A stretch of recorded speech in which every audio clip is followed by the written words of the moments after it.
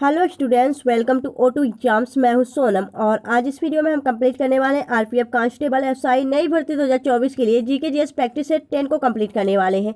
तो आज की सेशन से आपको काफ़ी हेल्प मिलने वाला है। तो आप सभी लोग जितने भी स्टूडेंट आरपीएफ कांस्टेबल और एसआई की तैयारी कर रहे हैं, आप सभी लोग आज की सेशन में अपने सोनम मैम के साथ वीडियो के लास्ट तक बने रहिएगा। और अगर आप हमारे चैनल पर नए विजिट किए हैं तो प्लीज़ चैनल सब्सक्राइब करिएगा, O2 एग्जाम्स को बेल आइकन प्रेस कर लीजिएगा। चलिए चलते हैं प्रश्नों की तरफ। यहाँ पे पहला क्वेश्चन आपका दिया गया है, निम्नलिखित में से अनुच्छेद 148 का संबंध किससे है?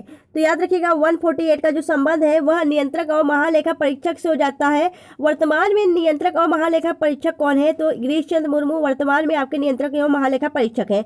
महान्यायवादी की बात करें तो यह आर्टिकल 76 से संबंधित हो जाता है। ठीक है, याद रखिएगा। चलिए आगे देखेंगे अगले क्वेश्चन तरफ। अगला क्वेश्चन आपका है कि निम्नलिखित में से पाल वंश का संस्थापक कौन था? तो याद रखिएगा पाल वंश का संस्थापक गोपाल था। गोपाल आपके पाल वंश का संस्थापक माना जाता है। तो option D is the right answer. Next देखेंगे अगला क्वेश्चन आपका है, विश्व शौचालय दिवस कब मनाया जाता है? याद रखिएगा ऐसे क्वेश्चन आपके एग्जाम में पूछे जाते हैं दिवस और थीम से जो कि आपको नहीं पता होते। तो विश्व शौचालय दिवस कब मनाया जाता है आप लोग बताइएगा। तो यहाँ पे राइट आंसर हो जाएगा या आपका ऑप्शन 19 आपका राइट आंसर। 19 नवंबर को विश्व शौचालय दिवस मनाया जाता है। इसे याद रखिएगा क्योंकि आपका भारत जो है वह शौचालय को आपका सबके बीच यहाँ पे आपका शौचालय बनाने के लिए बात की जा रही है। तो याद रखिएगा इससे आपको याद रखना है कि 19 नवंबर को विश्व शौचालय दिवस मनाया जाता है। याद रखिएगा 10 दिसंबर को आपका क्या मनाया जाता है? 10 दिसंबर को मानवाधिकार दिवस मनाया जाता है। 2 फरवरी को वेटलैंड्स डे मनाया जाता है। यह सभी दिवस आपको याद रखने हैं। नेक्स्ट देखेंगे अगला क्वेश्चन आपका है कि स्टेट फ्रॉम द हार्ट्स पुस्तक के लेखक कौन है? तो राइट आंसर हो जाएगा इस पुस्तक के लेखक कपिल देव हो जाते हैं। कपिल देव ने स्ट्रेट फ्रॉम द हार्ट नामक पुस्तक लिखी है। आगे देखेंगे अगला क्वेश्चन आपका है कि जीव द्रव्य यानी जो आपका यहाँ पे प्रोटोप्लाज्म है इसका नामकरण किसने किया था? तो जो जीव द्रव्य आपका नाम दिया गया था वह किसके द्वारा दिया गया था? या पुरकेंजी के द्वारा दिया गया था। पुरकेंजी आपका राइट आंसर हो जाएगा। अगर यहाँ पे बात करें रॉबर्ट हुक की, तो रॉबर्ट हुक ने किसकी खोज की थी? तो यह इन्होंने जो आपके सेल था उसकी खोज की थी। ठीक है, याद रखिएगा। चलिए नेक्स्ट देखेंगे अगला क्वेश्चन आपका है कि निम्नलिखित में से विश्व में सबसे लंबे रेशे की कपास का सबसे बड़ा उत्पादक एवं निर्यातक देश कौन सा है? तो याद रखिएगा यहाँ पे आपका रेशे की कपास का सबसे बड़ा उत्पादक और निर्यातक देश हो जाता है आपका राइट आंसर हो जाएगा संयुक्त राज्य अमेरिका यानी यूएसए। आपका राइट आंसर हो जाएगा ऑप्शन डी। आगे देखेंगे अगला क्वेश्चन आपका है, कोयले के उत्पादन में भारत विश्व भर में कौन से स्थान पर है? कोयले की बात की जाए तो प्रथम पे आपका क्या हो जाता है? आपका यहाँ पे अगर बात करें तो यहाँ पे चीन और अमेरिका के बाद यह भारत आपका तृतीय स्थान पे हो जाता है। तो तीसरे स्थान पे आपका भारत है कोयला उत्पादन के मामले में। आगे देखेंगे अगला क्वेश्चन आपका है, राष्ट्रीय पर्यावरण अभियांत्रिकी शोध संस्थान कहाँ स्थित है? तो राइट आंसर हो जाएगा यह आपके नागपुर महाराष्ट्र में स्थित है पर्यावरण अभियांत्रिक शोध संस्थान। तो option A is the right answer. चलिए आगे देखेंगे अगला क्वेश्चन आपका है, मिथन त्योहार किस जनजाति द्वारा मनाया जाता है? तो जो मिथन त्योहार है यह आपके नागा जनजाति द्वारा मनाया जाता है। नागा जनजाति कहाँ पाई जाती है? नागालैंड में। ठीक है, तो याद रखिएगा नागा जनजाति द्वारा यह मिथन त्योहार सेलिब्रेट किया जाता है। आगे देखेंगे अगला क्वेश्चन आपको दिया गया है, इडुक्की बांध परियोजना किस नदी पर स्थित है? तो जो इडुक्की बांध परियोजना है यह आपकी पेरियार नदी पे स्थित है। पेरियार नदी आपका राइट आंसर हो जाएगा जो कि केरल की जीवन रेखा कहलाती है। यहीं पे स्थित है आपका इडुक्की बांध परियोजना। आगे देखेंगे अगला क्वेश्चन आपका है कि पुलिकट झील निम्नलिखित में से किस दो राज्यों की सीमा पर स्थित है? तो पुलिकट झील जो है यह आंध्र प्रदेश और तमिलनाडु इन दोनों की सीमा पर स्थित है। तो याद रखिएगा यह आपका एक सीमा बनाने वाली झील हो जाती है। आगे देखेंगे अगला क्वेश्चन आपका है कि काराकोरम, पीर पंजाल और बनिहाल तथा बुर्जिला दर्रा किस भारतीय राज्य या केंद्र शासित प्रदेश में स्थित है? तो यह सभी जो आपके दर्रे हैं यह आपके जम्मू कश्मीर के दर्रे हैं। ठीक है, कौन कौन से? काराकोरम, पीर पंजाल और बनिहाल इसके साथ ही बुर्जिला दर्रा जम्मू कश्मीर में पाए जाते हैं। याद रखिएगा।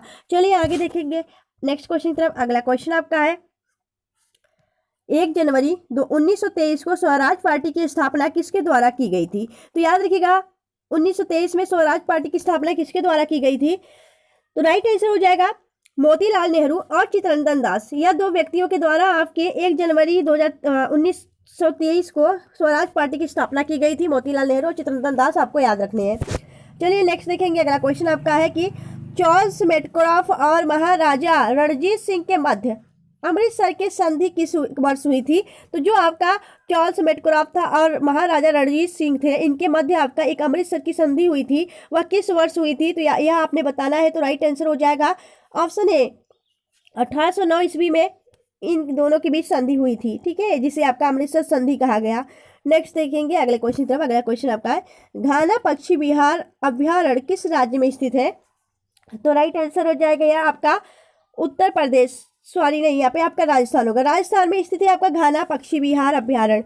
नेक्स्ट देखेंगे अगले क्वेश्चन की तरफ। अगला क्वेश्चन आपका है, हाइड्रोजन पेरोक्साइड का इस्तेमाल किया जाता है। तो हाइड्रोजन पेरोक्साइड का इस्तेमाल किसमें किया जाता है? तो राइट आंसर हो जाएगा आपका यह आपके उपयुक्त दोनों में किया जाता है, ठीक है, उपयुक्त सभी में, यानी आपके उपयुक्त सभी आपका राइट आंसर हो जाएगा। एक तो ऑक्सीकरण के मामले में, दूसरा आपका कीटनाशक जो कीटाणुनाशक होते हैं उनके मामले में, और जो आपके लेड होते हैं, शीशे होते हैं, उनके रंगों में, ठीक है। तो यह आपके उपयुक्त सभी आपका राइट आंसर हो जाएगा। आगे देखेंगे अगला क्वेश्चन आपका है कि निम्नलिखित में से कौन सा एंजाइम मंड स्टार्च, ठीक है, मंड को स्टार्च करते हैं, इनके घुलनशील में शर्करा में परिवर्तित करता है। तो मंड को जो है आपके शर्करा में परिवर्तित करता है वह कौन सा एंजाइम है? तो यहाँ पर राइट आंसर हो जाएगा amylase enzyme. Option B is the right answer. दोस्तों अगर आपको वीडियो अच्छी लग रही है, हेल्पफुल लग रही है और अपने सोनम मैम की मेहनत अच्छी लग रही है तो प्लीज़ वीडियो को लाइक और सब्सक्राइब जरूर करिएगा। नेक्स्ट देखेंगे अगला क्वेश्चन आपका है, विटामिन B1 का रासायनिक नाम क्या है? तो विटामिन B1 का रासायनिक नाम थायमिन हो जाता है। विटामिन B2 का हो जाता है आपका क्या? राइबोफ्लेविन। साइनोकोबालामिन जो है वह विटामिन B12 का नाम हो जाता है। एस्कॉर्बिक एसिड जो है वह विटामिन C का नाम हो जाता है। तो यहाँ पे इस क्वेश्चन का राइट आंसर हो जाएगा ऑप्शन ए। चलिए नेक्स्ट देखेंगे अगले क्वेश्चन की तरफ। बक्सर का युद्ध किस वर्ष लड़ा गया था? तो बक्सर का युद्ध कब लड़ा गया था? याद रखिएगा, यह आपका बक्सर का जो युद्ध है यह लड़ा गया 1764 में। तो option C is the right answer. आगे देखेंगे अगले क्वेश्चन तरफ। गोस्वामी तुलसीदास किसके समकालीन थे? तो गोस्वामी तुलसीदास जो है यह उपयुक्त दोनों, या अकबर और महाराणा प्रताप, इन दोनों के समकालीन थे। तो यहाँ पे उपयुक्त दोनों आपका राइट आंसर हो जाएगा। गोस्वामी तुलसीदास आपसे पूछे जाते हैं कि यह किसके समकालीन थे, तो इन दोनों के नाम आपको याद रखने हैं।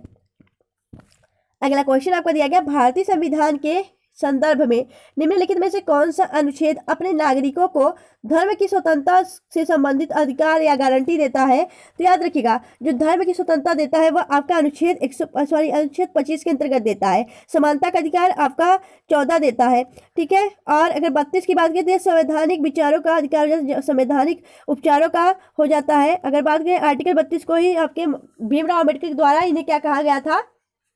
संविधान की आत्मा बोला गया है। और आर्टिकल 32 की तरफ ही आपकी सुप्रीम कोर्ट रिट जारी करती है, ठीक है। चलिए तो यहाँ पे आपका इस क्वेश्चन का राइट आंसर हो जाएगा ऑप्शन बी, क्योंकि आपके जो स्वतंत्रता, धर्म की स्वतंत्रता का अधिकार है वह आपके आर्टिकल 25 के अंतर्गत है।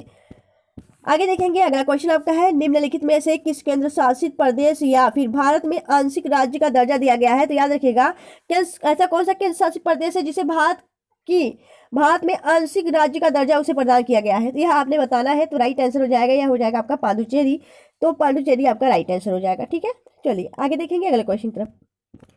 रैयतवाड़ी व्यवस्था किसने लागू की थी? तो रैयतवाड़ी व्यवस्था की बात की थॉमस मुनरो ने 1820 में लागू की थी। यह किन क्षेत्रों में लागू हुई थी? तो यह मद्रास और जो आपका मुंबई है, तो मद्रास, बम्बई और असम के कुछ क्षेत्रों में यह रैयतवाड़ी व्यवस्था थॉमस मुनरो के द्वारा लागू की गई थी। नेक्स्ट देखेंगे अगला क्वेश्चन आपका है, PSLV का पूर्ण रूप क्या है? तो PSLV का पूरा नाम हो जाता है polar satellite launch vehicle. Option B is the right answer. अगला क्वेश्चन आपका है, वैदिक आर्यों का मुख्य भोजन था। तो जो आपका वैदिक आर्य थे उनके जो मुख्य भोजन थे वह दूध और उसके उत्पाद थे, ठीक है। तो दूध आपका राइट आंसर हो जाएगा ऑप्शन बी, ठीक है। चलिए आगे देखेंगे अगले क्वेश्चन तरफ। अगला क्वेश्चन आपका दिया गया है कि जैन धर्म के प्रसिद्ध दिलवाड़ा जैन मंदिर कहाँ स्थित है? यह कई बार एग्जामिनर के द्वारा एग्जाम में पूछे गए क्वेश्चन है और यह आपको पता होना चाहिए। यह माउंट आबू में स्थित है, राजस्थान के माउंट आबू में यह दिलवाड़ा जैन मंदिर स्थित है। आगे देखेंगे अगला क्वेश्चन आपका, पंपास घास का मैदान कहाँ पाया जाता है या कहाँ स्थित है? तो जो पंपास घास के मैदान होते हैं वह आपके दक्षिण अमेरिका में मिलते हैं, दक्षिण अमेरिका जो महाद्वीप है वहाँ पे। तो option B is the right answer. अगर आपसे पूछा जाए जो आपका एशिया है उसमें कौन सा पाया जाता है? एशिया में आपका एशिया और आपके यूरोप में स्टेपिज घास के मैदान पाए जाते हैं। और ऑस्ट्रेलिया से भी बात करें तो ऑस्ट्रेलिया में आपके डाउन्स घास के मैदान पाए जाते हैं। ठीक है, चलिए आगे देखेंगे। अगला क्वेश्चन आपका है कि गोपी डायरीज कमिंग होम पुस्तक किसने लिखी है? तो गोपी डायरीज कमिंग होम पुस्तक जो है ये आपके सुधा मूर्ति के द्वारा लिखी गई है। Option A the right answer. आगे देखेंगे। अगला क्वेश्चन आपका है निम्नलिखित में से कौन सा राज्य भारत में लौह अयस्क का सबसे बड़ा उत्पादक है? तो राइट आंसर हो जाएगा उड़ीसा। उड़ीसा आपके आयरन के मामले में यानी लौह अयस्क के मामले में सबसे बड़ा उत्पादक हो जाता है। ठीक है, तो अगर बात करें तो यहाँ पर आपका राइट आंसर हो जाएगा उड़ीसा, आपका राइट आंसर हो जाएगा। अगर बात की राजस्थान, तो राजस्थान जो है यह सिल्वर के मामले में यानी चांदी उत्पादन के मामले में सबसे बड़ा उत्पादक राज्य हो जाता है। कर्नाटक जो है यह गोल्ड उत्पादन में सबसे बड़ा राज्य हो जाता है यानी सोना। ठीक है, तो यहाँ पे आपका राइट आंसर हो जाएगा ऑप्शन सी उड़ीसा। इस क्वेश्चन का राइट आंसर हो जाएगा उड़ीसा। नेक्स्ट देखेंगे। अगला क्वेश्चन आपका है वेनेजुएला की राजधानी क्या है? तो वेनेजुएला की राजधानी कराकस हो जाती है। वेलिंगटन जो है यह न्यूजीलैंड की राजधानी हो जाती है। और कंपाला जो है वह किसकी राजधानी हो जाती है? तो कंपाला जो है यह आपके किसकी राजधानी हो जाती है? कंपाला। तो यहाँ पे आपको पता होना चाहिए जो कंपाला है